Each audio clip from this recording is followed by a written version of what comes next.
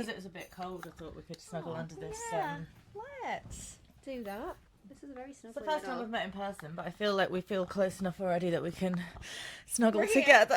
That's so funny now. I was thinking about when I said this to you when I said your message, how you develop like parasocial relationships with people that you've never met. And obviously because I know we have like the same kind of people and the same kind of circles, I'm like, I feel like I know her already, but I've never actually met her. So to go to someone's house, but we're vibing, it's great. It's great. Yeah. It's funny, we said that we just went on a weekend away, a girls' weekend to Glastonbury, and at the last, like, not the last minute, but it's a friend of mine that I met, and I said to the guys, I was like, I know her, like, but I've spoken to her on the phone loads of times, but we've never met in person. We met on Instagram and we became friends through like a mentor membership thing.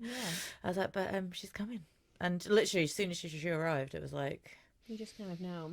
Yeah, you know, and it was like, I was like, it's just weird that we haven't ever met. Like, it feels like we've known each other like forever. Yeah. I kind of feel that way too, especially in like teaching spaces.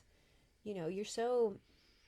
That's one thing that I do love about social media is the community element of it. Yeah. Sorry, am I meant to be talking into this? Oh, like they're away. Yeah, I'll keep it here. Yeah. You know, people talk a lot of shit on it, and I do feel like obviously there's elements of social media that are really harmful and really problematic, but I also think it's great. Like, I've met some really incredible women, particularly from just being on Instagram. I think used in a responsible and ethical way. Yeah. And it can be like, I having always say, intention. like, how would you have forwarded yourself in business? How would you have set up without Instagram or Facebook? Like, exactly.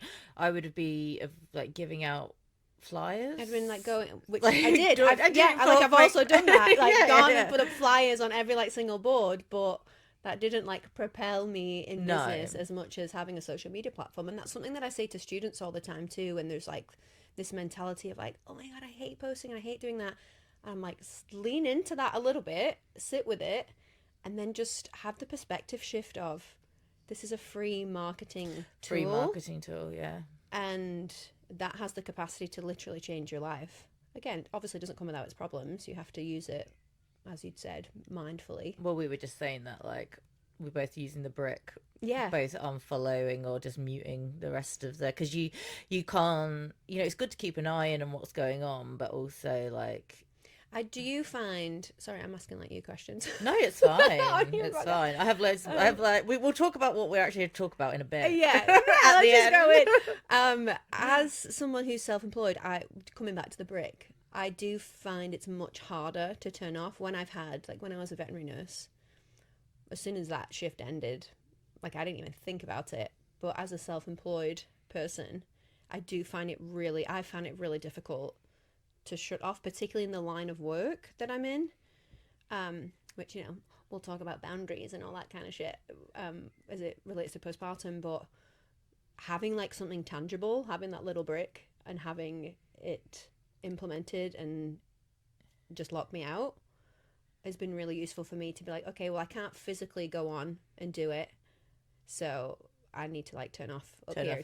Yeah. I think that's the hardest part. It's I think I've got better at it as the years have gone on, but you know, in the beginning days when you're trying to build something, I mean, we're all, you know, trying to continuously build on what we're doing what we've got, but it's a whole different ball game to just having a 9 to 5 where you can switch off at the end, and lots of people don't have the ability, you know, aren't able to switch off depending on what their job is. It'll be harder in different respects for different people, but if it is a show up and then leave type of job, then you leave it, but you've got the, you know, if something is your income, if something is it's very difficult to close off from. What I was going to ask you though about the Instagram and the social, because you must be, you're Instagram famous now, are you? Do you get recognized? You do. Don't. It gives me the ick. But I also need to, I was talking to a friend about this. I went to a yoga retreat last weekend and she's like, just accept that you're an influencer. And I was like, I can't bear that word. There's so many negative connotations with it, because when I think of like the power of influence, that's such a huge responsibility. But then when I think about what what am I trying to influence people to do? And at its core, you know, I'm not trying to sell you a fucking collagen powder. I'm trying to influence you to think more thoughtfully about how we treat mothers. Do you do do you do any affiliate stuff, or do you No, not? so I get a lot Me of brands neither. like reach out to me, as I'm sure you do. And there's sometimes where, like, you know, if it's a friend's company or it's someone that I know and I'm like, this is actually a really useful product, or I've used it myself and I found it beneficial and I think it might be helpful for postpartum mums, then great, I'd like throw a little story on there. But the brand deal stuff, I get, you know what I get a lot of, and it drives me fucking nuts. It makes me rage cage. Weight loss for postpartum women. Oh, do you want a little jab for that? Do you want a little Manjaro, a little Can't. Ozempic? Yeah, I can't. So Just get rid of that belly fat. Yeah, like, so the GPL ones, is that what they're called? Your Yeah. GPL ones. So a lot of those, a lot of It's like weight loss bonkers. programs, a lot of fitness programs, which I'm not against postpartum fitness. You know, I love bodies and movement, but for weight loss in postpartum, When like, it's like, that's get a it huge back in problem. your jeans by week 6 or whatever. Yeah, it's that classic bounce back. I really I know that she's very controversial and some people are moving away from it, but do you know Yolanda Norris Clark? Oh yes, I still yes love I her. do. She's so much. I'm like, There's so much going on. Yeah, there's so much going on, and like I just feel the pipeline of like when I first started following her and like Free Birth podcast, which I think have done amazing things, but there's been like a weird pipeline to where she's now, where I don't resonate with a lot of stuff that she says, namely, I fucking love the patriarchy and I love living in the patriarchy and all that shit, which is fine. You can have your opinion and you can, that's you. I do find she is obviously very, very polarizing, so she does so well. And she does she does it well. she does it well, and she's doing it on purpose. Yeah. The reason I say is because she said something about the influencer, because she said people say to her, well, you're an influencer. She's like, I'm not an influencer. I'm not trying to be an influencer. I'm trying to share my work. The only thing I sell are courses and things from my perspective as a mother, as a teacher, as a guide, as a birth attendant, as a witness, and all of those different things. She's like, if you're trying to, all I'm trying to do is sell my own work. That's why I'm here. She's like, if you influencers are trying to attain attraction to the affiliates, that all of the different things. So that was her perspective on that, and I just thought that was interesting for what you said. Like, there's a different people will call you that, but she's like, that's not what I am. That's not what I'm not yeah. posing around doing silly dances to try to make people like and have I think my obviously that word, discount isn't it? code. Yeah, the influencer word is obviously subjective. I think a lot of people, like, you know, I'm from the north of England, I just get fucking relentlessly mocked by my family. Like, my feet are like firmly on the ground. But, you know, they're like, oh, you have this many followers. And it's like, it's not about that. It's genuinely not about that. There's never been a point in that journey, in that realm, where I'm like, oh my God, I want to have all these followers and I want to have this. I think this happens organically. When it happens organically, which is great, you know, you want to build that community. And I know you do a lot of that as well. But I also, a little bit of pushback on the Yolanda thing, and there's a couple of other folks in like this realm of work that are like, you know, we're not influencers, but I do think if you are on the internet, there's a level, right? If you're on the internet, I think there's a lot of ego in it, and that's something that I've had to like look at myself. Like, you know, when you said, oh my God, you're an influencer, and I'm like, God, I can't even cope with it. But maybe there's a little ego in there. Like, why am I so... I didn't say info. I called you social media famous. Social media famous, yeah. I call myself an influencer. Celeb. But, you know, if you are posting on the internet, you're doing it for a reason, generally, and whether we like it or not, you are going to educate, but also to get attention to other things that you want to... To the cause. Yeah, like, to the me, cause, or to whatever you're talking about. Yeah. And you have to deal with the flip of that as well. Like, I was joking about it when I was away with my friends the other day, but like, I've been called a danger to humanity. Like, that's just great. I've had death threats. I've had people I know that I have now blocked, like friends of friends, say things like, well, I hope your children don't get X, Y, and Z. And it's like, well, you actually don't when what you're meaning is you do. You do That you mean do. that. You're Yeah. literally, that's like, what kind of person are you? That's really dark. Yeah, it's interesting what it evokes, Mm. what someone's presence and someone's opinion evokes in other people. And I do feel like, so, I mean, I posted something the other day where I just like listed the things that I've been called, like a raging Nemafatsi cunt, neo-Nazi cunt. I've been called, Neo-Nazi cunt. yeah, I've been called Ah. all kinds of stuff. I And just I'm like, didn't. That's not like the vibe I'm getting from you. is it not? It's not. Are you sure I'm not? Are you sure that's not what I'm like That's not what you're emulating right now? projecting. You know, there's all kinds, but I do feel again. You have to be able to like step away from that. I think luckily those things tend to happen on like comment sections of like reels that go more viral, and sometimes it goes so big that you don't get the opportunity to read all of their questions. Yeah. My favorite thing, go back to the community thing though, my favorite part of some of those things is that I've had some really horrendous comments on certain things, really stupid comments, and then like I haven't even had to get involved. Like there's a whole argument going off in your own comment section, and people are like defending the cause or you, and you're like, yes, go for it. Because people are like, don't you say that to her? Da, da, da, da. They got your back. Yeah, I love it. But I also feel like from what we were saying about you know, being there to share our work, being there to promote the different causes that we believe to be very important, from a life cycles perspective, you can only give your energy to it so much. So yeah, I try not to.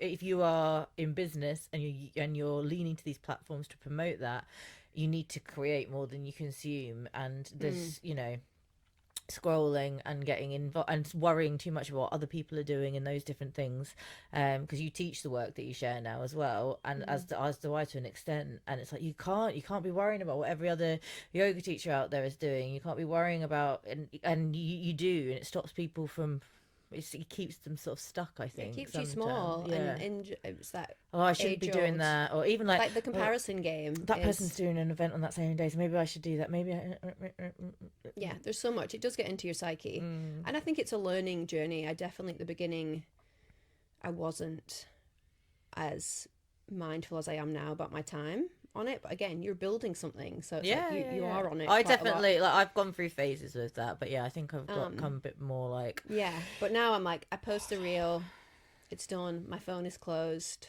I'm going on about my day. You do have some very good reels though. They're very good. You're very girly. good at it. It's all been trial and error, because I look back and I'm like, yeah, you know, it wasn't always like that, but it's a skill set. It is a skill set, and it does take work, and people think that it's just luck of the draw, and it's not. For me, what I have to come back to is it's part of my job. It is part of my job as a self-employed person, and when I treat it as such, it's so much easier for me to integrate it into my life and then switch off from it too. You were saying about when you're speaking to students that are coming through your programs, training to become, we haven't even said who you are and what you do. Hi, I'm Laura Molyneux, and I'm a holistic postpartum practitioner and educator. Maybe I should have done that like half an hour ago. Well, it's fine. It's all good. People come through your education programs and they will be going through, which you see a lot of, and there's lots of courses, there's lots of social media courses targeted, I suppose, at people that don't feel comfortable. What was have you always been comfortable in that sense? Because I feel like I have people ask me stuff like that all the time. Like, I have nothing to give because I'm like a massive show off, and I was always like in the schools, like, I was always on the stage, like drama GCSE girly. Yeah, drama, music, you know, lead parts in the school play. I was there for it. So I have I don't like think twice about like, and even like speaking to camera, I can just go, and just I don't. And I also think it's important, like especially with the editing tools that you have now in terms of like captions and stuff like that. It's like just say what you have to say, and if you and then if you just carry on, and then you can just cut in the middle afterwards really quickly. One and done. Like when I first started. But you can overthink it. You can overthink it and overdo it. You waste so much time, then you end up not even doing the thing that you set out to do. So when I'm teaching students about it, and I do think it's an important element, because a lot of people do want to be on social media promoting their shit, and I think that's great. but they just overthink it so much, and Yeah. they hold back, and then they feel like they're a failure because they're not able to do it, all the stuff. For me, honestly, I just don't give a shit. I don't care what people think about me. I don't care if I Come across as a neo-Nazi come across cunt. as a fucking neo-Nazi, raging feminazi cunt, whatever I was called. I'm like, cool, that's a new one. Everyone, when I posted it, everyone was like, you should make that into like a t-shirt or something. Danger to humanity. Yeah, and I think, like, that's insane that someone would say that. But I do feel like just give less fucks Yeah. is my advice to students. And I understand that's really hard for a lot of people. But then think about, why... You got to see it as a business, You got to see it as a business. And also, like, why do you care? Why do you care so much about what people think about you? Why do you care about how you look? Why do you care about having humanisms? Like, I mess up when I'm talking to a screen all the time. I don't care. I'm a human being. Yeah. It doesn't need to be polished and curated. curated. And I don't think people in our line of work particularly, we want authenticity. Yes, and I think that with the prevalence of sort of AI and other things now, and the overly curated, overly filtered, it doesn't come across. It comes across as that person's like reading a script, or that or it's been totally AI generated. Yeah, and there's so much of that now, and I think people are and like if I get a hint of that, I just don't even carry on. So the realness is important. I think you're really good at doing that. I just made a decision a few weeks ago. I was like, I don't care. I've never really been bothered about what the world thinks. Not even a few weeks ago, but I feel like when I first became familiar with you, I'm like, oh, she's really real. I just don't really edit. I don't edit too much, but I don't. I'm just like, I'm done. No more filters, even if I feel rough. But then it just is what it is. It needs to be seen. We need to be showing up as women that like are real. Yeah. To fight off the algorithm, and I don't want to be like, oh, it's got to be this and it's got to be that. I'm just going to say up and show up, say what I want to say when I want to say it. The end. Yeah. But anyway, let's get back to postpartum. My favorite subject. Why we're here to talk about it, and it is one of mine as well.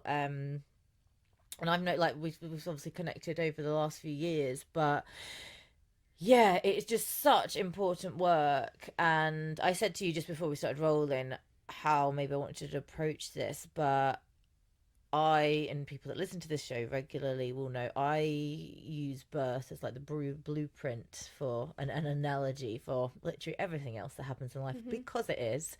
But the postpartum is as well, and many people may or may not have heard of the terminology and the phrase or the concept of how women are treated in the first. You say it because you'll say it actually better than me. So postpartum is generally seen as clinically speaking, the first 6 weeks after birth, and that's it. The end. That's it. That's postpartum is the 6-week period after you've given birth. The end. Done and done. And that is typically the baseline education that most people have around this period in time, where we are. Obviously, we look at traditional cultures, we look at indigenous cultures who've kept this up, and thankfully have been able to keep hold of that wisdom, and that's still very much woven and integrated culturally into their lives, where that's just not that's culturally, we just don't have that. So when I started talking about it on the internet, I've been in this line of work for many years. I was just starting to get a bit fucked off with how disregarded this period of time is. I was doing a lot of birth work, which is incredible and needed. But then I found that I wasn't able to give myself the time and the space to really nurture women post-birth. And then just seeing so many women come out of the birthing experience traumatized. I mean, we don't even really need to go into the statistics. You'll be aware of them, I'm sure. People who listen to your podcast will know. And then women they're literally just left. And I was like, maybe every single problem happening in the world as we know it all comes down to how women are treated after birth. Like, I saw something the other day that said only women and their children live on earth. and it's something that I talk about all the time. Right? It's if mothers are at the center, and I'm not gonna fucking cry in this podcast, I swear to God. I was like, don't do it. But if mothers are at the center, and mothers and their families and their communities even just have, not even like the skill set that I'm trying to teach people, even if they just have the baseline education about what postpartum is, the journey of it, the evolution into matrescence and into motherhood, and what they can do to support themselves, or as a community, what they can do to support women, I, at my core, genuinely, wholeheartedly believe we would live in a completely fucking different paradigm that is so much better than where we are now. I think it's a core. I think we've really, and I know it, a lot of it is by design. Yeah. But I really feel like we need to start taking this shit seriously, because if we don't, we're just going to see more of what we're already seeing. I don't know what the question was. I went off on a tangent. Well, it's sort of this. I mean, where I was coming at was the perspective of like what is said about the first 40 days after a woman has given birth, influencing the next 40 years of her life. And you could say that from a nutritional perspective, from a bodily perspective, from a healing perspective, in a very healthy pregnancy, ideal, easeful birth and brilliant breastfeeding journey. It still has the capacity to be hugely impactful, but that isn't really the experience that most people are having. So you're not just having the physiological norm experience. Most people are having it absolutely hacked to pieces and traumatized and all of these other things, with all of the extra surgeries and all the extra, like all the, and then they're still not getting the right care afterward. Like not the right care, any amount care of care. And culturally, we've come to a place, I think, through like the boomer generation, maybe sort of the like later millennials, older millennials. Not we're older millennials. We elders. We're elders, right? Elder millennials. I'm like one of the first millennials. I don't know. I think we're about Gen Z. Is that Gen Z or Gen X? I can never remember the way around. I don't know. My husband thinks he's great because he's not a millennial. Oh, really? What is he then? The one before. The one before. Is that Gen X? Gen X. I don't know. Gen Z. Gen Z's younger. Gen Z's younger. It must be Gen X. Okay. Yeah, he's like a 90s raver. 90s boy. Cool, really cool. Yeah, that's why he's so cool. Yeah, that's probably. He doesn't mention it at all. But this, we've sort of something shifted. You could say it's when birth goes into hospitals. You could say when birth comes out of the home and the support of the village of women around them. When men come into the birth space. When all of this happened in the sort of 40s, 50s, 60s. And then just from the 50s, 60s onwards, this is just the new way. But yeah, when all of that just stopped mattering. Yeah, it was like it was the implementation really of the nuclear family, wasn't it? So it was like industrialization, taking people away from like farming communities, things like that, where the right way to have a family was to be the nuclear family, which I think there's lots of great elements to having a nuclear family. But I think that the nuclear family's always existed. As the core part, but there was just always a lot more. But then you talk about industry and like, you know, I don't live anywhere near my mum and my sisters now and my aunties, and that's just because as a younger person you start to move away, you know, that this is just like with travel and with other things. Same. Like I had my first daughter in the States and all my family lived here, and it's just that kind of disintegration of community. But we are now at the best point in humanity where we have so many resources to cultivate community. It's just actually doing it. Well, we have all the knowledge. We know what it feels like to not have it. We have all the knowledge. We know all of the things to do. We have access to all this information. But yeah, it needs to be better implemented, because we just like, if you were living in like the normal, I don't believe I live in the normal world. I live in an alternative reality. I don't. Let's face it. I can't connect to I that. love it. Yeah, I want to be in it. I want to be in you're your in alternate it. reality. You're in it already. Love it. But you get pregnant. You go to the hospital. You have your baby. They might let you out the next day. You very unlikely still breastfeeding if you take the UK statistics by chance, but maybe you wanted to. You're kicked out, and then you're just home by yourself. Maybe lucky if you've got a husband or maybe a mum or someone else coming to help you a little bit in those first few days. But the physical recovery, even if you haven't had a cesarean or you haven't been forced into some horrendous other situation where you're actually in much more intense pain, there's so much going on in the physical body, and they give you one of my we're talking about this on Friday night at our prenatal, the fact that women give birth to an actual baby, and there's this thing applauded within the system where you get a cup of builder's tea and some white toast, and that's meant to be it makes me fucking want to it's my crux. That's probably what I'm the most fucking known for, and it's the thing that I get dragged the most for. What is that doing to your body? Firstly, nothing. There is zero nourishment in white bread whatsoever. None. I mean, and it's not even going to be. That's not even going to be real butter. It's going to be margarine. It's margarine, and that's if you even get it. So I work with women. I mean, it's hilarious because every time I post about it on the internet, I get it's the one thing that it polarizes people so much, because people are like, "But I love the tea and toast." I'm like, "Yeah, but you're like the 1% who even actually got that, because the women that I work with don't even have it. It depends if you actually like tea and toast as well, or if you see that tea and toast is not, there's no nutrition. It's the cultural norm. It's the cultural norm being praised, where people are like, "Oh my fucking god, the tea and toast, it was like the best thing ever." And then a mum actually gives birth, and she's like, "Are you fucking serious? Like, this is what you've been telling me is the holy grail of postpartum." After I just did that. Yeah. And I'm like, that's what infuriates me, that there's this cultural norm that is okay. Oh my god, that's amazing. And I'm like, no. And then women are just so disappointed when they're like, oh shit, yeah, I probably do need a little bit more sustenance. And for everyone that talks shit about it, I'm like, take all the nutrition value, if you want it for comfort, all that stuff, right? Think about your first postpartum shit.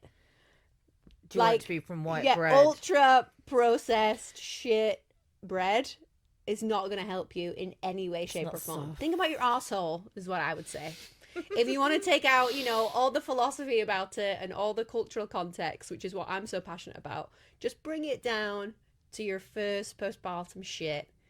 You probably want that to be as pleasant as possible. Yeah. That's not going to help you. Nice and smooth. No wincing, Yeah. I suppose though, so when I had my first baby, when I was, this is say we're going 10 years ago, she's 9 and a bit now. I was much more, I still had an insight into a few things, but I didn't consider me and both my husband were raised very similarly with quite strict nutritional we were whole food households. Right. My friends used to take the mickey out of me because I wasn't allowed. I used to look at other people's lunchboxes and be like, "Oh, the club bar, the penguin. I wish I could have that." I always say to people, we used to get a tracker bar of chocolate chips in. It was the closest thing you get to it. So sad, so fucking sad. But I used to be really cross with my mum, but I'm very grateful to her now that she protected that period of time for me and my brothers and sisters. I bet your gut health is incredible. Yeah, it's banging. It's banging. Really good baseline for everything. But I'd then gone off done my own thing and whatever. And I do remember, I remember having things that I wouldn't touch now. I remember buying a 6-pack of Lucozade thing to be like, well, I want that because that's doesn't give you energy. It's electrolytes. It's it gives you energy. Yeah, whatever. It's sugar. Caffeine and sugar. It tastes so good. Literally, I would worry if I drank that now that I'd end up having a panic attack from the heart palpitations. I would probably have an aneurysm if I had anything remotely like Lucozade. It does taste good. But I did used to Lucozade orange. But I bought that, and I remember for postpartum or Just in general? just to take in with me to the hospital. Oh, right, okay. Yeah. I think that was like in my bag, like as a prep thing. And then people say, oh, you want it's just you've got two parts of it. You've got the mindset of someone that doesn't understand what nutrition is and why, and so important. Which is such a For rabbit hole to labor go itself, down. Yeah. like what is that going to do? It's going to spike you and then you're going to crash. It's going to spike you, you're going to crash. Where if you drink something that's like my birth keeper Catherine we were talking about, it's amazing. She makes this labor aid and it's like lemon and lime and honey and salt, the honey sticks, and it's just it's just delicious. But it's like it keeps you going without sending you on the caffeine spikes. Cortisol, what does that do to your oxytocin and all of those things? But yeah, for the postpartum. And then I stayed in for maybe 2 nights or 3 nights. Was it a vaginal delivery or no, C-section? cesarean. And she was it was just a few days preterm, so I think that's why they were like just stay here for a couple of days, which I was absolutely fine with at the time. But I remember not wanting to eat the hospital food. I was given tea and toast. I did eat it. I don't remember it being like that's the best thing, but I hadn't had it like I was a meal. I just ate it. And then I remember them bringing the dinner around and me being like, oh my god, I wouldn't feed that to my dog. I'd have just like he might have eaten it, but I wasn't gonna. But my husband did, and but it was like we hadn't, because it was so early, we hadn't actually even started prepping food or anything yet, which we didn't intend to do. And we were just in shock because it was a few weeks early. So I think like the first night he like went home, got more stuff. Because I didn't even have a bag or anything like that. He went and go, and he came back with a pizza takeaway. We had a takeaway pizza, and then I must have had the bread. I would have probably still eaten like brown flakes at the time. I wouldn't eat that now, but so I was very like that. But then by the time I had my third and fourth babies, I was like, it's just bone broth or nothing. It's like that for weeks. But I had a good team of people around me that were just, my husband's a chef by trade, so very easy. But it's like the focus, I am staying in bed, I need this, I need that, this is what's happening, this is what has to be made. This is, and I knew those three, and I knew how important it was, and I felt like I had the opportunity because I didn't do it how I should have or wanted to the first couple of times.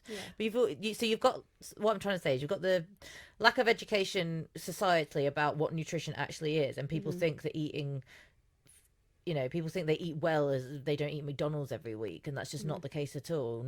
Not many people are eating like whole food and organic and things like that, but then you've just got this approach to it, which is that it doesn't matter. And then it's just not. I think just culturally we have this idea that birth and postpartum are something that you survive.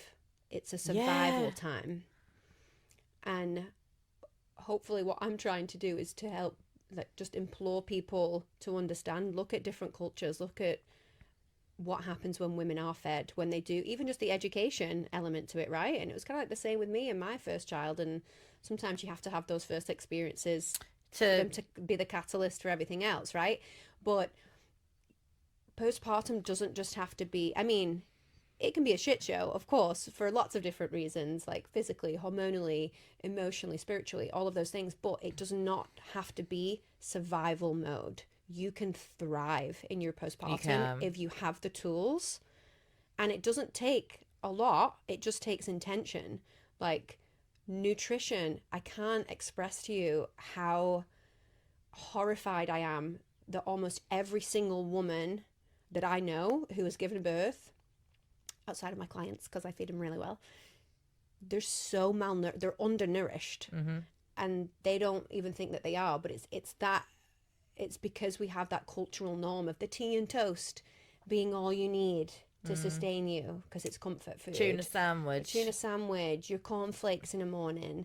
And I think if we can just make that cultural shift into, I mean, food is just its own, like I said, that's its own rabbit hole, isn't it? For various different reasons. But if we even just took nutrition seriously, if we took prepping meals as, something that we just did, like good whole meals, if we implemented that community element where, like, it makes such a huge difference if someone comes and drops off a homemade meal that's been made with love and has got the things that you need to support your body in recovery, we can shift from this, like, it's just this survival mode that I really want people to stop. Well, if you are just given birth, and that's before the potential for like the additional healing that's needed from the surgical side of a lot of births these days, and you're trying to breastfeed and you're milk, like, and what you don't need to be like up on your feet worrying about what you're eating and trying to make food, or trying to direct someone that doesn't maybe know how to cook as well how to and what, or even think about it. It should just just like come easily. The energetics of that, just the food, thinking about the food element, and I find that hard enough in my day-to-day life, like feeding 2 kids. What's for dinner? Oh my god, what's the the classic, oh my god, what's the fucking dinner again? You mean I have to do this every day forever? But imagine being postpartum, like it's so energetically expensive. Your mind should literally just be on being nourished, being in receiving mode, so then you pour that into baby. But again, I think it's really interesting though in the first baby like shift, because you have, I think it's so all consuming. And it doesn't mean that people that have subsequent children don't have, if in fact they technically have less time because they've also got the older children as well. But you've stepped into, what that is, and so the first time out you're just so focused in on this little person. And if you're trying to feed, it can become obsessive. Like you're just like making sure that you're doing everything right, and like it's doing everything right. And I always say like people spend a lot of time changing nappies when there's like second, third, subsequent babies. That it's like when it needs changing, rather than like, oh, the little line, it's like a little bit grey. Should I just do it anyway? Yeah. Should we put them in a new outfit? Yeah. Should we need a bath every day? Bath. Clean it. And then like the whole all the time wasted, like not just feeding them, settling them, and then putting them down, rather than just going like, oh, whatever, let's roll. But I like, even like my husband's the chef, like he knows how to cook. But we ate a lot of takeaways the first time because we were like, and I think that's common. I think not prepared, but also just like you're on edge. You don't know what's you're literally, you've gone from just 2 people to you're literally obsession of keeping this little you're trying to keep it alive, which is great, and that's what we've been evolved. So we need to be hyper vigilant, but that's why when I talk about like mothering the mother, which some people don't really like that saying, because there's lots of connotations of why is it the mother, the archetype of everyone should be in mother mode, mothering the mother. There's tangents we could go off on, but I think if mothers are at the center, then baby as well. I don't talk about the nutrition, but like there's an article published the other day which I wholeheartedly just wanted to scream at as well, but it's like why most women can't produce enough milk, which I think is an absolute ridiculousness most of the time. But if they're malnourished, and they're not, like, the amount of, like, it's not just extra calories, it's the way in which you eat them and how you absorb them. How it's processed in your body, what nutrients, what minerals, what vitamins are actually going into your body, what to heal yourself, and then to produce enough milk to feed a baby. And you need, you're not going to get there on tea and toast. Exactly, and it's not just about the calories, but a lot of the time it is. You need so many calories to sustain life. But then we talk about caffeine will dehydrate you. Toast is literally there is no. There's just so many other things. It's like, if you want that for comfort, that's great, but just have additional things, because then what happens is what we can't seem to do is connect the dots. So it's like, oh my god, I love tea and toast, and the tea and toast was the best thing that I ever had after birth. But my milk didn't come in, or I couldn't breastfeed, so I had to bottle feed like 4 days in, even though I wanted to breastfeed. And my stitches, I ended up having to have additional care with that. Okay, what did you eat? Infections, all this like additional recovery, and it's like, it's connect the dots here, and once you've done that, you'll see it all comes back to how you're looked after. You talking about the first 40 days. If we look at cultures around the world who have this 40-day period, 42 days, obviously it depends on which system you're working within and which culture you're in. But look at the maternal mental health rates. Look at the longevity of health in women. We live in a world where we have so many resources and we have so much money poured into this country, and we have like abysmal postpartum depression rates. Yeah. Maternal suicide is still... It's the biggest killer. It's the biggest killer of women, that first year postpartum, which is like, if we're not... I don't understand how people aren't horrified by that.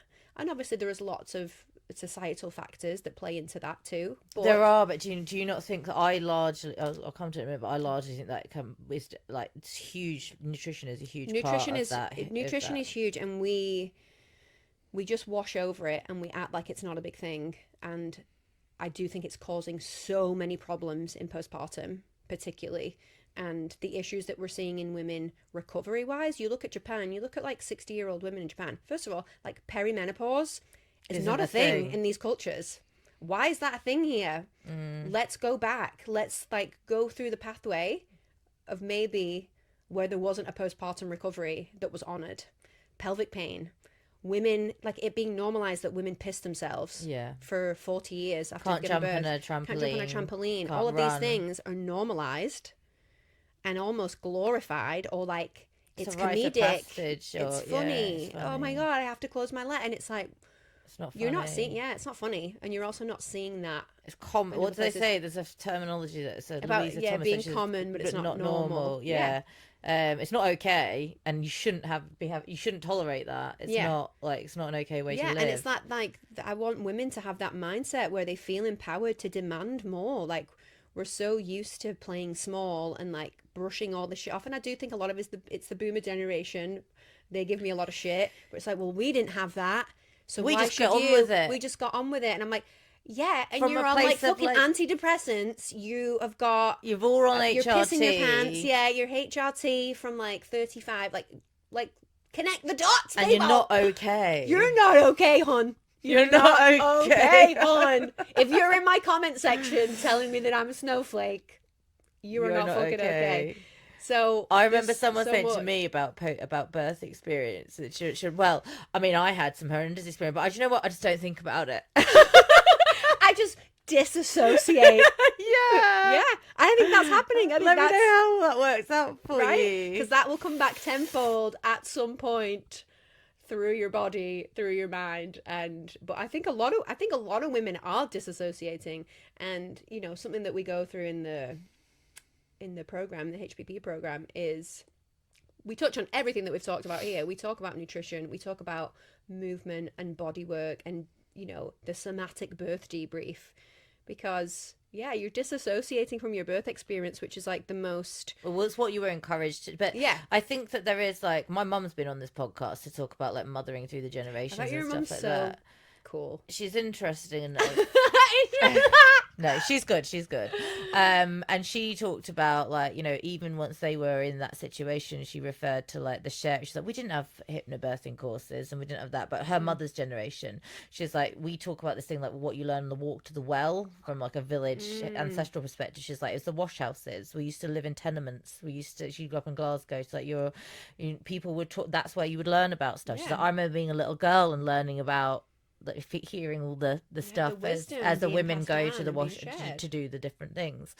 But no, I think that there was a period of time when all of this stuff changed. It's all happening at the same time. You've got industrialization, post-war trauma, pain, death, grief, and the scarcity that people come into the 50s and 60s with. It's just like, you have just got to get on, and there isn't enough time to do anything because there isn't as many people to help out, and people are starting to having to work and things like that. So it just becomes about what we have now. We don't have to do that now. We've come out of that. The things that they had to, now they're holding on to that psychologically, generationally. It's like, well, we were fine, we didn't get well, it was fine, we didn't have seat belts, we didn't do this, everything everyone 80s was and 90s just parenting. there are aspects of that which should be kept hold of, but that kind of attitude, like, well, we just keep calm and carry on, we just cracked on. It's like, but we don't need to now, because we have all of this knowledge and we know that we can make our lives a lot better, and that we're not going to have to be reliant, if we do it properly, we're not going to have to be reliant on taking pharmaceutical drugs for the rest of our lives. We can actually support ourselves and figure it out. Quality of life. Yeah, that's what I want from women, for everyone. Yeah, but particularly for mothers who we hold a lot, and it has to come down to thinking that you deserve it. You know, if you're growing up in an environment, and I think a lot of us as young girls were with boomer parents, you know, love my mum to bits, but there's definitely that underlying thought process of like, you don't deserve care, you do crack on, you're a martyr. Being a mother is cracking on is martyrdom. Survival. Yeah, it's very much just from a survival perspective, and survival being good enough. That goes for like the attitude of previous generations to many things, to not just to the postpartum, but attitudes towards like well-being, self-care, wealth, anything like that. It's like, well, why would you not just make do with the bare minimum? And then and be like I had like one bath by myself this week. Hashtag self-care. Yeah, right. Like, well, why would you like want to do? Would you want more? Why would you want more? Why would you strive? Yeah, when the minimum's okay. But I do think the nutrition is just so important, and I have like my own real life. Like, I always remember. So when I had Maxie, I don't know if you know the whole story, but I had a cesarean. Yeah, off the back of rupturing my uterus. Oh. Pushing through a 3-day free birth, just cracking Great on. stuff. But I was like, anyway, knew it was that we sorted it out. We were fine. I then went into a general anaesthetic after he was born to have the repair work done, which luckily they were able to save my uterus, which was touch and go for a little while. So all good, everything fine. He was breastfeeding absolutely fine. I was on a lot of drugs. I lost a lot of blood. I had a blood transfusion during the general anaesthetic, which you could say that would have helped out a little bit as well with like iron levels and stuff. But when I came round, I only took the morphine for like a day after having it, and then I was like, no, I'm fine, just with like a bit of paracetamol now and again, and I had infection markers and stuff like that, so I would have been on IV antibiotics, I think, as well for a day or two. But a very intense physical. I was fine. You felt okay. Yeah. I was like, I knew what had happened. I was like, well, thanks. Great. Yeah. Like, thank you for being able to save my uterus. Baby's fine. I'm fine. But physically had been through a huge, with the extra surgery and everything else that had gone on. But I wouldn't eat the hospital food, and I stayed for 5 days, and so my husband was with me most of the time. We were taking other things, so like homeopathic remedies, but my only job whilst I was in that hospital was to keep on top of James was his job, really, I suppose, to just keep on top of all of the protocols of the different things. So like, you know, like not just your basic supplements. You had, it's like, right, he was like, every morning he's like, right, you need your lemon and your salt water, and then your sea moss, and then your cacao, and then your this, and then with your cacao you have it, and then you remember your homeopathic remedies that I was taking alongside for like bruising and healing and the infection and stuff like that as well. So doing all that, and then just 3 times a day I was eating a variation of a bone broth in a noodle, because I was getting my tummy just couldn't take like the digestive stuff. But they'd been boiling up. Him and my brother-in-law had been in the house just making things, boiling them up. Some of it was with soft noodles, some of it was with veg, but that was the general gist. Easily digestible, and then really nice, just like collagen basically, with like really, really fatty stuff, some of it meaty, some of it not, and then that just continued. And like things just I wanted to eat, I know that they have a thing where they say like, well, you shouldn't eat warm foods, but I was like, I actually want I want some salads, I want some this, but just eggs and stuff like that.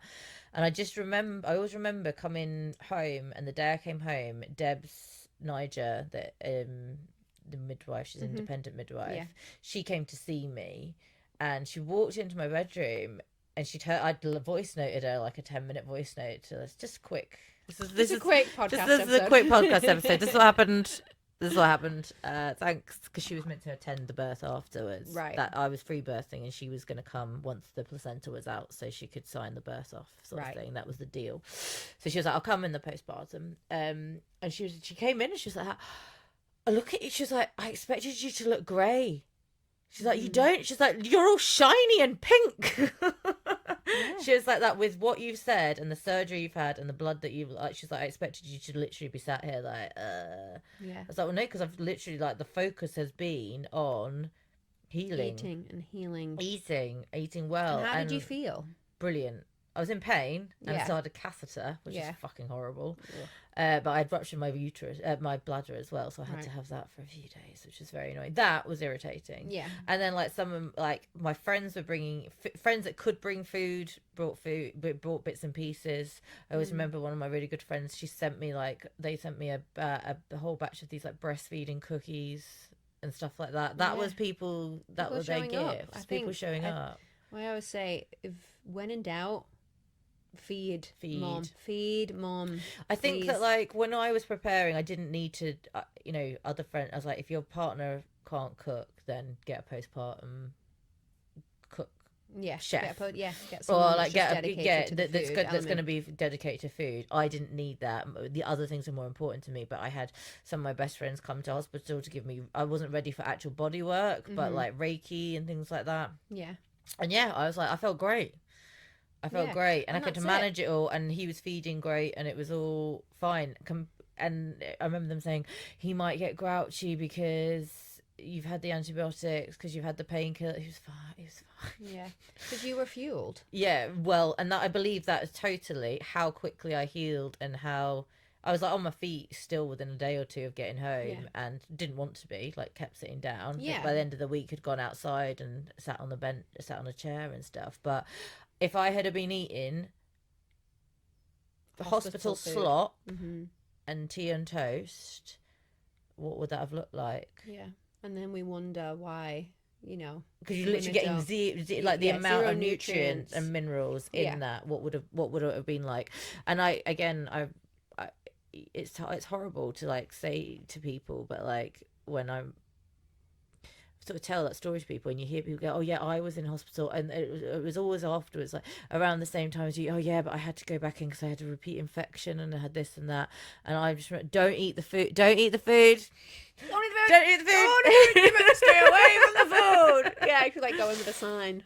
But no, that's why. Like, I'm so passionate about like when the majority I've of proven women, it to myself that it's so important, and that's it. So you've had that like first-hand experience where you've felt it, and you've seen it.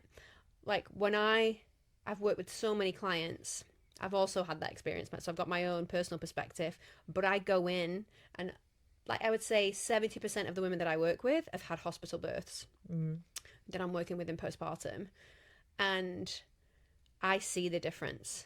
Like of a woman who is nourished, I see her breastfeeding outcomes. I see her relationship to like her partner is not tired and hungry and depleted. That's not great for family dynamics either. A woman who can receive body work, not even necessarily right away, but when a mother is tended to, like you can physically see and it. then she's not stressed and angry. Yeah, and then she doesn't. I mean, it just has the knock-on effect to everything else. But being nourished is. I mean, nutrition is, I just wish there was more education. And what I will say is, I'm probably in my own little echo chamber of, postpartum practitioners, but I do think women are starting to wake up to like the lies that we've been fed. And then sometimes you'll be like, "Oh my God, this is great. Women know they're doing their prep parties with their friends in pregnancy. They're having these nest and nourish parties. Their freezers are filled to the brim." And then you'll just randomly see something where it's like, women shouldn't have fat in postpartum, and women should be like... getting targeted to sell GPO. And I'm just like... Well, there's that, but then that's the other thing, which, it's like, I think because I see now is my friends who tend to do like, you know, They're like living the same kind of lifestyle. yeah, or they're aware of those certain things, or that's what they're sort of heading towards.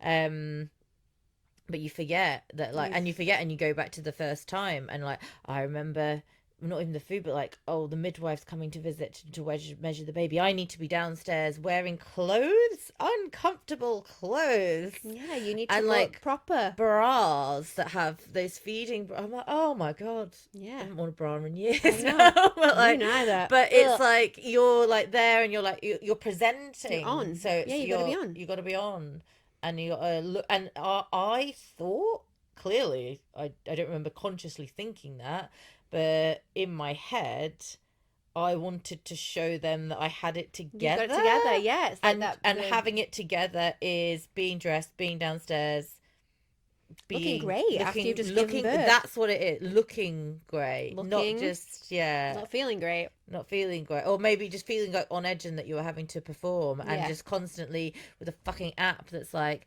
how many times have you breastfed? How many mils? And get your log everything how many down. How many poos? Oh god, oh god, my god, my god. baby's yeah, exactly. And that is still the common experience, which I have to constantly remind myself of, because, you know, we've got to understand. Midwives don't talk to people about that at all. They don't. They seem to, like, they don't, like, shouldn't they be sort of, don't feel like you have to get up, don't feel like you really should be resting. Your uterus is, especially in those first 10 days or so, Yeah, well, let alone the next 6 weeks. Those But first like 6 weeks even, and I wish that more midwives were outspoken about it, but I do feel like they're still living in that efficiency. They got to get in and out of those appointments with women. Check, tick boxes, done. So if you're up and you're dressed and your baby's so, that's so much easier for them. They're not going to sit and talk to you about, like, yeah, exactly. They don't want to talk in your pajamas. Yeah, they don't want to fucking talk to you about your feelings. Do you know what I mean? No. Like, how are you? Well, that's the thing about the 6-part. What's it? This. I think it's plane. No, it sounds like a helicopter. Sometimes happens. There's like a gas main that runs down there. They check it out now and again. The 6-week postpartum check, where they literally say to people, what do they say? Like, I didn't do it the third and fourth time. I didn't. Yeah, I wasn't offered it on the fourth time because I hadn't used NHS services. But the third time, I remember them phoning and me going, "Has it like changed much in the last 5 years?" Because it was with the baby as well, and they were like, no. I was like, well, no, I'm not gonna come to that. So they're like, well, it's really important. I was like, yeah. I was like, I'll if I feel like anything's wrong with my baby, I will let you know. I can also click either side of their head to check that they have reflexes, and I can ask myself, like, literally, that is like, are you depressed? Mm-hmm. Do you want some contraception? Yeah. The answer to both of those is no. Yeah. If I was, would I tell somebody that had just literally asked me that in the first? Yeah, exactly. And that's it. That is the postpartum check. The postpartum check, which can you not get pregnant again for a little while? Yeah, NHS are not actually even required now to do a 6-week postpartum check. So it's only some trusts that do it, which is like, I mean, it's completely pointless anyway. I mean, it is pointless because it is. Are you depressed? I don't fucking know. And like, I've just met you 2 minutes ago. I just met you 2 minutes ago. I'm not gonna like spill like my suicide. My postpartum journey to you. And is your fanny all right? Great. You can have sex again. What contraception do you want to minimize pregnancy? I've had people tell me that they've said to a male doctor, that they've laughed when they've been asked about contraception. Everyone has their own individual experiences with this. Mm-hmm. Personally, I believe that if you're well taken care of and well nourished and you're healing well, then I know plenty of people that have got a really high libido in the postpartum because they feel absolutely fine. If that is not the case, then of course you're not going to feel like that. But have laughed at the being offered contraception based like, oh god, that's not even, they've thought like, god, that's not even something that I'm even thinking about yet, and had male doctors say to them, well, you really should, because you know you don't want to leave it too long, like, what, as if like, well, your partner won't sort of put up with that for too long. He's not going to put up with you not putting out for too long. Aneurysm again. But That's it. But something you just touched on that's really important there. So a woman asked me the other day, because I had spoken about it within the program, and then I'd posted something on Instagram about it. The 6-week checkup, most women, given the current circumstances of postpartum care, aren't ready physically for penetration. Like pelvic floor prolapses are still There's a a huge lot of problem. A lot of women are having instrumental births, episiotomies. That doesn't heal in 6 weeks. But something that you just touched on that's really important, women that I care for, women who take their postpartum period seriously, they feel like their libido is back within 2 or 3 weeks, and they feel really connected to their partner, and intimacy is a huge part. There's so many different parts to that. There's like how that played out in the birth as well. The like birth if they feel experience. like they were held and protected rather than Absolutely. Or did you experience like obstetric violence? Well, yeah, you're not going to want anyone near your fucking fanny, are you? For a long time, not if your partner participated in that. Yeah, exactly. Or allowed it. I mean, so many relational So dynamics. many things going on there. So many things. But they asked, what is normal? And I was like, well, it's going to be different for every woman. But I've been, I know clients who have been back at it at 2 weeks postpartum because they've had that loving relationship. They felt cared for. They felt physically well. But most people are not ready for it. And we've got, again, look at the root cause of why that is. Obviously, it's going to be different for each individual. It'll be physiological, but I think largely it's going to be psychological. A lot emotional. Yeah. But there's this, I listened to this podcast, or like a clip of a podcast the other day, and it was an Obgyne from the States. And she was saying that she was having women coming into her practice at the 5-6 week postpartum checkup and asking her to write letters, like a prescription letter that they could show to their partners to show that they were not ready for sex again at 6 weeks. And Jesus I'm like, Christ. That is such... What's the relationship what dynamic is that relationship there? Dynamic there? And then we what think is about... going on? Yeah, we think about what... It's not just the physiological stuff that women have to go through in postpartum. You're also looking at social elements, cultural elements, relationship dynamics... and it's fucked. There's so much to be fucked. Like that really broke my heart to think that that's a thing. And people will comment on it. Like I've talked about, there was a reel that went viral when I talked about the dinner plate sized wound that, there was that, the big thing that was going around. Well, you have a dinner plate sized wound in your uterus after birth. Yada yada. So I just spoke scientifically and pragmatically about what that actually is, right? Yeah. And the amount of women, and I mean hundreds of women, commented, well, that's what we're telling our husbands so they know that we can't like get up and clean like after we've had a baby. And I'm like, what the fuck is going on like out there in the world that we're having to lie in infant. It's like coming back to like having to be treated like infants. Like women, we're having to sort of to make something really clear because people would think that you should be doing those things otherwise. Yeah, and that just speaks culturally to what's going on. And the lack of respect for women in that period. Yeah, but you see that this crosses, like, again, we were talking about support. It was the theme of our prenatal on Friday. Support in pregnancy, support in birth, support in the holding of the whole situation, support in the postpartum as well.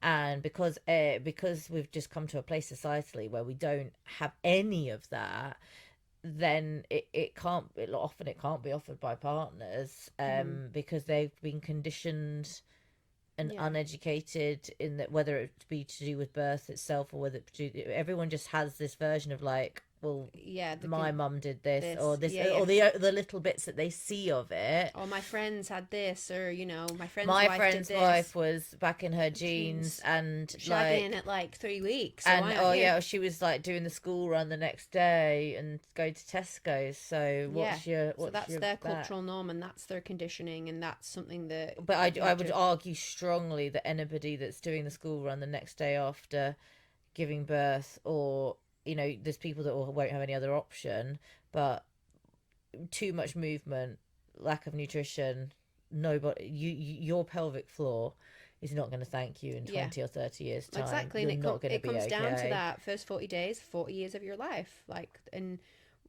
we're not connecting. That was what I said right at the beginning. That That's what I was trying to say. There you go. We got there. We are an hour in, but we got there in a roundabout way. We did. But that is It's first true. 40 days affects your first 40 years. It's like an old traditional. Your next 40 years. Yeah, next 40 years. An old Chinese proverb, and yeah, look at what that actually means.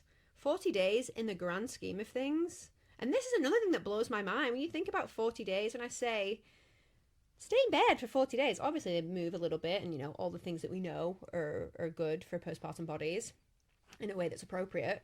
But like rest for 40 days, it's not that fucking long, really. And like the grand scheme of things for the event that has just occurred, whether it's major abdominal surgery or a vaginal birth, 40 days is not a long time for you to just focus on recovery. You have knee surgery. You're like... You get better care. You get better care. You get rehab. You get, you get so much poured into that experience. Is that the 40-day sort of... do you have within your teachings as an educator and within your practice, do you have something that you try to lean women towards as like a baseline? So we look at traditional systems. I'm pulled more towards Ayurveda. I'm not an Ayurvedic practitioner. I think there's so much to go into that I'm not knowledgeable enough around that. But Ayurveda, obviously, sitting the month, which is the Chinese 40-day period, I think that is the bare minimum. So I always say 42 days. And then on top of that, I kind of do it in sections. So I have the first 40 days, and then we'll go into, okay, movement for your second to third month. Okay, what nutritionally do you need your third to fourth month? So it's broken down in that. And obviously it's quite nuanced. It depends on who you're working with. I think the main thing that I try and teach students is in holistic care, you're looking at the individual woman in front of you. So you can have these frameworks. And I think traditional postpartum care is incredible, and we can look to other cultures for inspiration. But also, I'm not living in the mountains of fucking Peru, teaching postpartum wisdom. I live in Yorkshire in 2026, where most women are navigating clinical pathways for postpartum care. So it's just making sure there's a patience element as well, that like a lot of people I couldn't just sit down and do it, like, because they feel that they should be doing something, yeah. Or like that's huge. We talk I about need that a to lot. be at this like baby class. I'm like, what? Yeah. What? There's a lot. And again, it's cultural and it's social, and a lot of people in our society now, they don't like to sit. We're coming back to like the woman saying she was disassociating. We don't like to sit with ourselves. And we've not been taught that, and that wisdom hasn't been taught to us, has it? Where if you look, thinking about the women going down to the river to wash their clothes, you're sitting with yourself, you're going inward, you're at peace doing that. Where we're so agitated and we're so used to being on and having that productivity where we need to be churning shit out. Well, it's like the constant organised fun, the busyness, then the screens and the phones. There's like literally not many people are very comfortable just being by themselves with no distraction. Yeah, and that's one thing when I work prenatally that's something that we have women, to address. Yeah, when I work prenatally with women, and I'm sure that you've done the same, we do a lot of the pragmatic stuff, and we're talking about what we're going to do physically. But the biggest rite of passage of postpartum is you got to go in here and unpack so many cultural and societal things that you've been taught, all that conditioning that you've been taught about rest.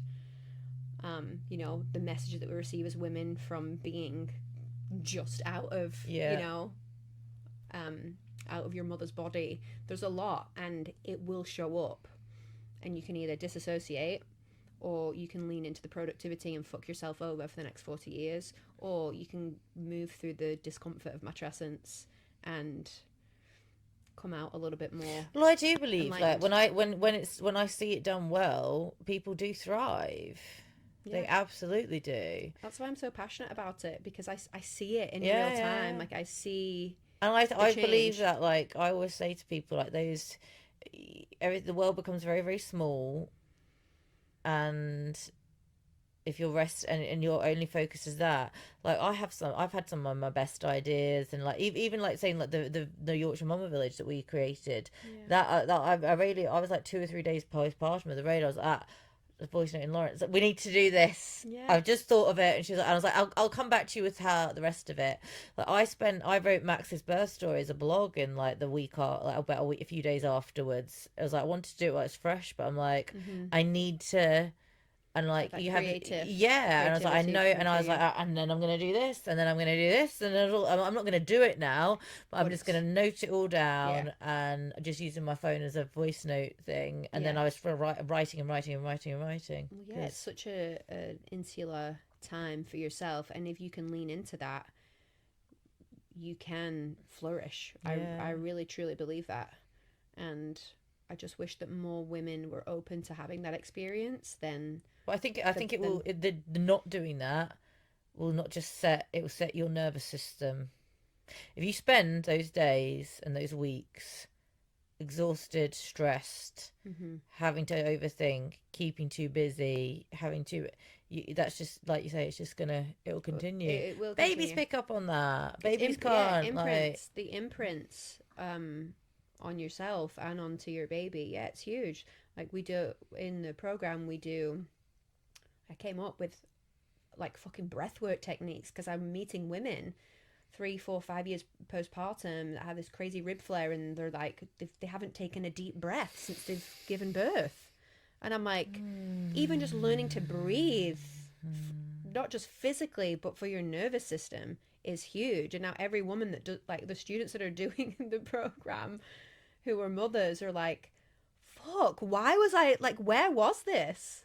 I haven't been breathing. I haven't been breathing correctly. Unless you've been doing the yoga for a long time, or you've been teaching breath work, or you've trained in it to understand that. So, and that's huge. But nervous system, chronic dysregulated nervous system is something that we're seeing all over the place. And then that bleeds into exhaustion, and like, you know, I always, part of me thinks like, am I just a jammy git, or is it the general approach? I've never I'm not saying I haven't had the occasional bad night where someone's been ill or someone's been more wakeful or whatever, but I can't say that I've ever been sleep deprived.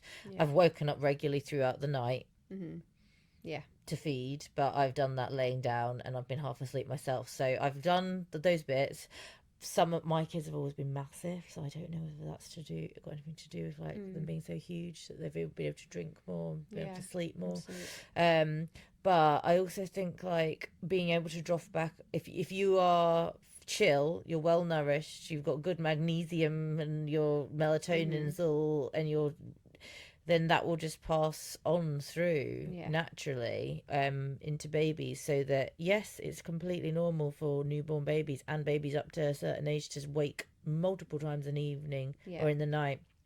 But if that is just to latch on and go back to sleep, then that you need to be able to drift off. But I think that there's this sort of you can sort of say it's to do with like the fear around co-sleeping and other things, but this obsession with all the things that you need to do, and then you need to win them, and then you need to put them back down, so you're actually up, you're not just laid down and sort of like, ugh, it's the checklist, and you're wearing something that you need to take off. You're not just sat there laid there naked, just getting latched on and then falling back asleep. You've got all of these other things to do, so you're actually becoming awake. And even if you're not doing those things, if you are woken and your nervous system is shot to pieces, you're not going to just drift back off. There's so many elements to that, and I do think it's just going to fuck people over more and more and more. Yeah, definitely. And I think, I mean, baby sleep is huge. The amount of education that I do continually with clients on that, because there's a lot to unpack there. You know, I'm a huge advocate for co-sleeping. For mum's well-being, not just baby's well-being, but for the well-being of a postpartum mother. Obviously it's nuanced, it's individual, but there's a lot of fear, there's a lot of misinformation out there too, but the nervous system stuff is huge. And I just feel like, again, coming back to that point of, I don't think a lot of people don't see postpartum and matrescence as a rite of passage, and I think that that's really problematic because we have this It's just a tendency baby to being it's born. just It's a not the baby being mother. born, Yeah. and you give birth and you go back to your life, and that's never ever going to happen. I And when you think try and make that happen, that's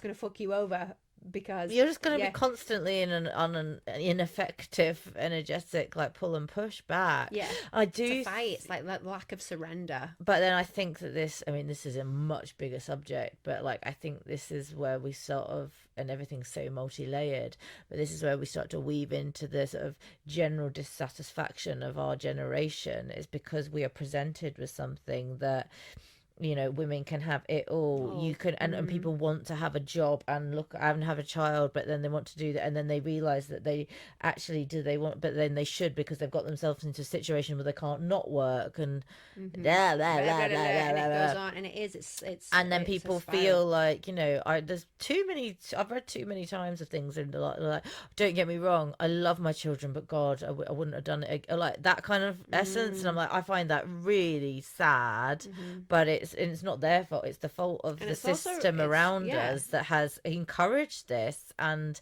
people have been sold something that isn't, like, I read something the other day that said, like, the biggest hoodwink, the biggest con of like the 21st century is to have convinced people, is to say, and it's like, women that stay at home, that raise children, that keep a house, are not working.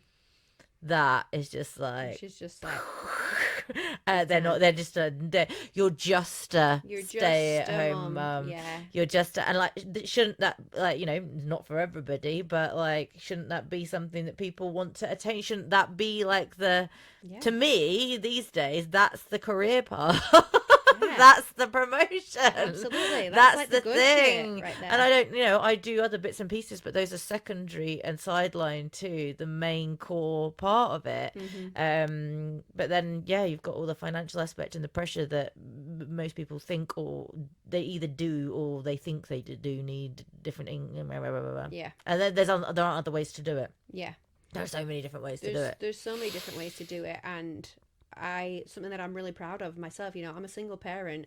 Granted, I have a really supportive co-parent. I mean, he's a fucking pain in the ass, of course. That's why we're not together. But he's a great dad, and he's supportive of our dynamic, which allows me to work. But I knew when I had kids, I wasn't going back to work full time. And then when I split up with Sean, I was like, I need to make this work, and there are ways to do that. You just have to have a self belief. Like we're in the stage of humanity where we have so much opportunity to be able to make things work, and I've built this incredible business. You have. I'm doing something that's really impactful for women and for It's mothers. changed the world. And I'm also getting to be so present with my kids and be there and build a life that's for them without having to make all of those sacrifices that we're told that we have to make. You know, like your mat leave is 9 months. The amount of women that I work with who don't enjoy their time with their babies because they're worried about going back after mat leave. To constantly It's hear huge. that story. And I'm like, stay home with your baby. Stay home with your baby, you can make it work. But I can't. Do you know what I mean? There's so much that goes into it, and I feel like when I say that, sometimes it feels like I'm coming from a place of privilege, but I always want people to know I'm fucking not. Like, I'm a working class, broad through and through. You know, I understand what it means not to have money, but I also think you can be a victim of your own. You can play into that victimhood. Yeah, but I think people play into it, but people are just constantly in their own victimhood, and they make their own decisions. And I am not speaking to the people. I'm speaking to the people that are listening to this, not to people that are like genuinely on the breadline of what's going on in society, of which there, you know, there are people under real pressure. But the more I see of that, like, I've had people, it's all right for you. It's all right for you. I'm like, okay, it's all right for me. It was like, well, we might live our life in this way, but we make I don't actually anymore, but until a few weeks ago, I was like, I drive a 10-year-old Astra. Yeah. Just the sacrifices that you make. We don't go on big foreign holidays. Yeah. We're taking some of our younger children have not been out. They're going away on holiday abroad for the first time and it's a big family holiday, and that's happening in another few weeks' time. Like that's the first time I've had to get two of them passports that didn't have passports, because we just haven't, that's not been our priority. Spending thousands of pounds a year on going on holiday hasn't been a priority. We would prefer to live the life that we're living and make, and like I always say, I mean, I do, you know, want to let the children experience an amount of travel, but I also think there's an element of the traditional life where, not the traditional life, the modern day version of what that is, where it's like you work and you work and work and you escape for 2 weeks, and then you work and work and work and work and escape for 2 weeks. Living for 2 weeks I'm creating a life that allows me to enjoy every part of that and every day within it, and that's life that you don't want to escape from. And we'll go camping, and that's fine. And I do think it comes but down to most people choices. want like 2 cars on finance, and they need this and they need that, and they have to have this, and the children, there's shit for the children. That's another thing. People say children are expensive. They're not expensive. No, they need a boob and babies. a clean bum. Yeah, and then like if you want to spend loads of ridiculous amounts of money, and if you don't want to educate your own children on that, if you get like my daughter's getting to 9 now, your daughter the same, but it's like there's so much you hear people say things, and I'm like, how do they like? That's on you. And you've created a monster. Bringing that to postpartum, when we look at that like disconnect. So many people spending copious amounts of money on gadgets that replace who? It replaces. You need this thing that wobbles your baby. The thing that shakes him. You need the snoo. You need the fucking baby stray Tommy jacket, Tippy face machine. Yeah, all the things. And it's like, yeah, have a few bits and bats if you need to for your own convenience. Fine. But you do realize that this is a marketing technique set to replace you so you can be productive. That's what we need to unpack. So you can be doing something else. Exactly. You don't need anything other than some nappies and a sling. And I think it's that cultural shift and that mindset shift that is the real. Well, I think there are enough women in our generation that are out there doing that. I want to just bring it back round to what you're doing and the work that you're sharing and how you're sharing it. But also, because someone said this to me the other day, and I was like, we have all this knowledge now, but we still don't have the actual originals of the village. But if we have the capacity, and I was like, I'm sorry, but you have to buy it in. You can pay for it. You can prioritize paying for a postpartum doula over and above a pram that costs £1,500 if you want to, or it's if choice. It's a choice, and all of the different things, and all, you know, people spend a lot of money with certain things, but they're just willing to let other things slide. And Absolutely. I think that if we think about a long-term health for ourselves, for our children, then we need to be prioritizing postpartum health. And if it isn't available to us with mothers and aunties and grandmas around us and friends, then it can be brought in and it can be supported. Absolutely. With what you're doing and the women that you're training. So do you just want, should we sort of wrap things around by explaining what you're doing and how you're supporting people now? So off of the back of that, I would just say that before I go into like who I am and what I do, I would say the majority of women that I work with are just normal women. I have worked with women who are on the breadline, and we've done sliding scale care and we've done community pots and things like that. I've also worked with very high profile women who are celebrities and have all the resources in the world. Postpartum does not discriminate. It doesn't give a shit where you're from, what race you are. The experience of becoming a mother is universal to all mothers. And I think that's one thing that we need to understand. But most of the women that I work with are regular women on regular incomes, and they've just prioritized postpartum care because they know that it matters. And that could be because they've maybe seen a reel that I've created and gone, oh wait, let me look into postpartum. What does this actually mean? It could be that there's, you know, a woman's come to a pregnancy yoga class with me, or I've done a one-on-one a postpartum session with her and she's gone and told a friend, and now a friend understands that, oh, maybe I could invest in pelvic floor therapy after I've had a baby. And that doesn't need to be this huge, I'm going to drop 10 grand on a postpartum doula. Yeah. I do think we need to get out of this mindset that it's okay and it's normalized and it's culturally acceptable, socially acceptable to spend so much money on the pram and the car seat and the cot that you don't even end up fucking using, and then you're left. Yeah. And I just want women to have the mindset that they deserve care, and investing in yourself. That's exactly what If it is. you're thinking about where to spend the money. Yeah, if you're thinking about where to spend the money, invest in yourself, because that is going to have a much better impact on you, your family dynamic, your baby's health, and the long-term health They of say you. your relationship as well. Yeah, relationship is huge. So who am I? Hi, so I have already introduced myself, Lauren. So I am a postpartum practitioner. I've kind of worked in different realms of the birth world over the last decade.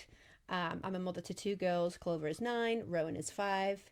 I originally came into this work kind of like a weird path, I suppose. I was living in the States, and my friend's mother is a traditional midwife. At the time, I was pre-children, and I'll be honest, pregnant women kind of freaked me out. Like I've there's a power there, and I've always felt it, but I felt really intimidated by it. So I was never drawn to, like, I really want to be a midwife. I really want to work with pregnant women. I'm like, oh my God, they're really intense. They're like growing humans.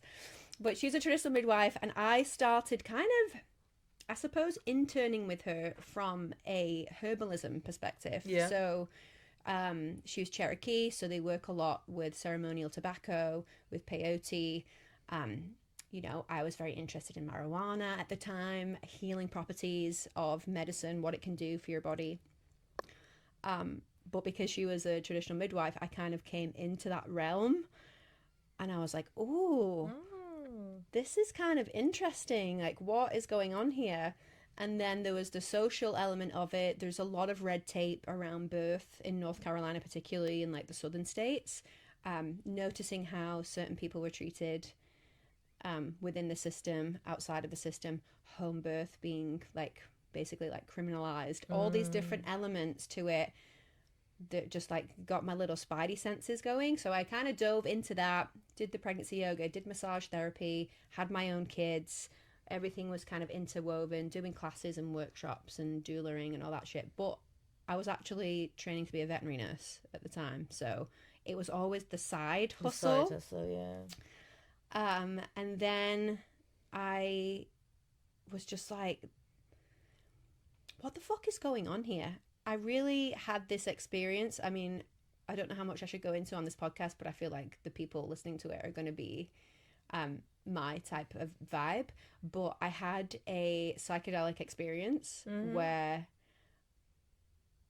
I knew after that experience there was nothing else to do apart from spread the message that postpartum care is literally the crux of humanity, and if we support mothers and we look after mothers, all will be well. It's always like my favourite intro to a story. Like, I did mushrooms, and what happened was they told me, right? And then it's kind of like, why it makes you question, you know, why are these medicines criminalized? Because you do have these transcendental experiences that make you see things for what they really are. Yeah.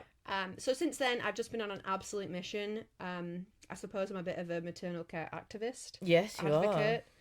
And I just want more women to invest in themselves and to take postpartum seriously. I've been very lucky to work with lots of Indigenous women, a lot of traditional birth keepers, but I've also done a lot of, like, I have a science background, I have a medical science background, massage therapy, yoga. So I feel like everything's kind of woven into this program that I've created, which I never intended to do. But once I started talking about postpartum and people could see how passionate I was about it, they were asking me, you know, how do we support people? How do we support people? How do we learn this? How do I know, like, how to give a postpartum massage? How do I know how to talk to her about birth? What food do I give to her?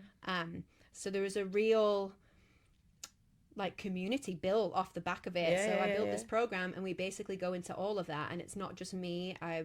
I work with lots of different practitioners, Ayurvedic practitioners, traditional Chinese medicine, massage therapists, somatic practitioners.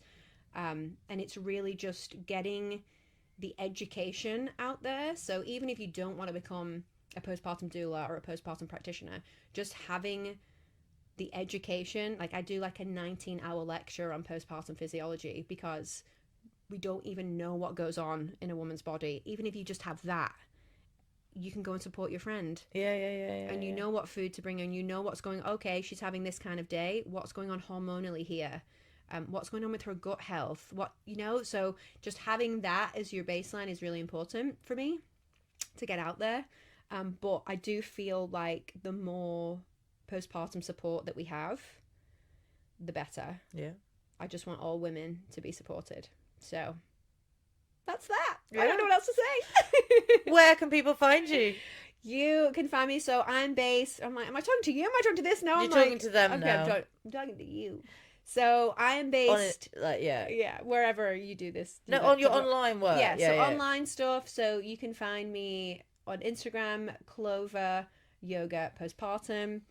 My website is Standstore, Clover Yoga Postpartum. All the programs are on there. If you are looking for one-on-one postpartum support, I am based in Yorkshire, and I kind of travel. Well, I'm trying to hone it in a Well, little my bit. best friend wants to know whether you Lauren, will travel to like it's sort of like between Huddersfield, Halifax. For Lauren, yes. For Lauren. Oh, you do it for Lauren. There we go. Yes. She is a vibe, like you said at the beginning, is a so vibe. she deserves you. Yeah, Only the very best for my Lauren. Oh, she's like, a Lauren and a Lauren work together. Yeah.